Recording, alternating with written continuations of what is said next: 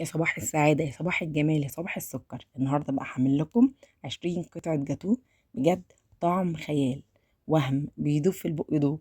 كل دوت ببضاية واحدة بس. ازاي يا رشا؟ هنشوف الفيديو كامل وهتشوفوا التفاصيل. سهل بسيط مفهوش اي حاجة خالص، ما كلفنيش اي حاجة. يا سيدي على الجمال، بصوا بيدوب بجد يا جماعة. لو انتوا مكاني كنت اكلت كل قطع الجاتوه دي. مفهوش اي حاجة وما كلفنيش اي حاجة خالص. بتمن التكلفة، بتمن قطعة جاتوه واحدة انا عملت 20 قطعة. ازاي؟ يلا بينا نشوف الفيديو ونشوف المكونات بتاعتنا. موجودة كلها في البيت، سهل بسيط، هيعجبكم. هتقوموا دلوقتي وتحضروها على طول ان شاء الله. جبت بقى الخلاط اللي انا هدهنه. هنزل بكوباية سكر، كوباية حليب او لبن، كوباية الا ربع من الزيت، ان شاء الله حاطة زيت تومين. عندي هنا نص كوباية من الكاكاو الخام، يعني 4 معالق كبار ظرف فانيليا. هضربهم ضرب كده لحد لما السكر يدوب معايا خالص. واجيب كوبايه كده نفس الكوبايه اللي عرفت بيها، هاخدها كده واشيلها على جنب واحطها في التلاجة، وهقول لكم هنستخدمها في ايه. جبنا بقى الخلاط بتاعنا ونزلنا بالبطل اللي هي بضايه واحده بس، وهننزل بظرف فانيليا وبرده نرجع تاني نضربه. هنجيب بقى هنا المكسر بتاعنا. بعد ما ضربناهم هنجيب المكسر، كوبايه ونص من الدقيق انا نخلاه، عليهم ظرف بيكنج باودر، عليهم ذره ملح. وهننزل هنا بمعلقه الخل اللي انا ما نزلتهاش في الخليط بتاعي، مش مهم، كده كده انا نزلتها.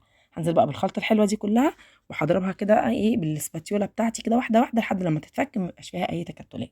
وبعد كده هنزل بربع كوبايه ميه مغليه، لازم يا جماعه تكون مغليه.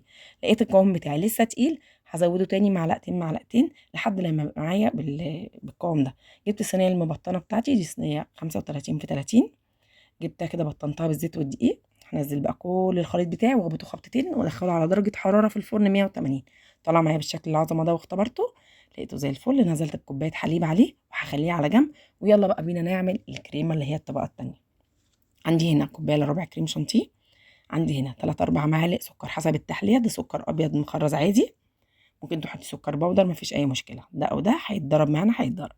ونزلت هنا بقى ايه بالحليب، معايا كوبايه حليب ساقعه، هنزل بيها حبه حبه لحد لما يديني القوام الصح اللي انا عايزاه.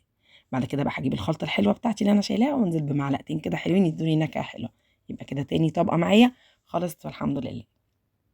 سهل يا جماعه وبسيط جدا، بسيط.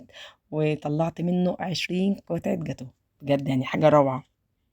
كده بقى هجيب بقى الصينيه بتاعتي او الكيكه بتاعتي. هنزل بقى كل كده الكريمه اللي انا عملتها اغرقها كده بقى زي ما انتم شايفين. هظبط بقى الدنيا واحده واحده كده، وهظبطها واسويها واخليها كلها كده سوا واحد، اخلي شكلها حلو واخليها كلها سوا واحد.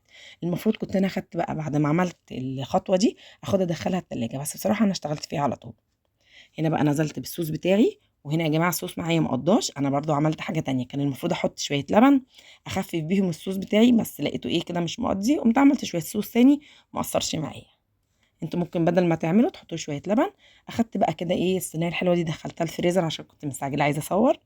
وجبت بقى هنا معايا ميه مغليه احط فيها السكينه. قسمت بقى كده، قسيم التقسيمات اللي انت عايزه تعمليها، مربع، مستطيل، زي ما انا ما عملت براحتك. قطعي التقطيع اللي انت تحبيه. بجد يا جماعه الجاتوه هيبهرك ويبهر اي حد ياكله بامانه والله العظيم. كل اللي داقه يعني استغرب ان دوت معمول ببضايه واحده وبكل المكونات اللي هي مش مكلفه خالص.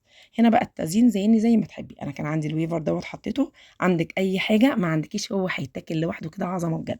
عملت 20 قطعه جاتوه، ما خدش مني اي وقت خالص ولا اي مجهود. فرحت عيالي، فرحت كل اللي منه. بجد عظمه ويستاهل ان انتوا تقوموا دلوقتي حالا وتجربوه. ايه رأيكم؟ 20 قطعة جاتوه ببضاية واحدة بس وكوباية ونص من الدقيق، في أسهل من كده؟ حاجة عظمة. شوفوا انتوا بقى بتمن قطعة واحدة أنا عملت ال 20 قطعة دي. بجد يستاهل التجربة ولا لأ؟ يلا بقى لايك حلو منكم وشير كده حلو عشان كل أصحابكم برضو يستفادوا زي ما احنا ما بنستفاد من الجمال والعظمة دي كلها. وتحطوا لي بقى اللايك بقى، ما تنسوش يا جماعة. بصوا عظمة بجد، أنا مبهورة بالجمال والحلاوة دي كلها. وغير كده دايب دوب يا جماعه والله العظيم، يعني مش مستحمل. باخد كده منه القطمه، يا سلام على الجمال والحلاوه. مفيش احلى ولا اطعم من كده. انا هنا بقى ما صدقت ان انا بصور وقاعده بقى عماله اغيظ كل اللي واقف ورايا وادوق بقى ايه واتدلع براحتي. ايه رايكم؟ يا رب الفيديو يكون عجبكم، يا رب يكون سهل وبسيط عليكم وتقوموا تعملوه دلوقتي.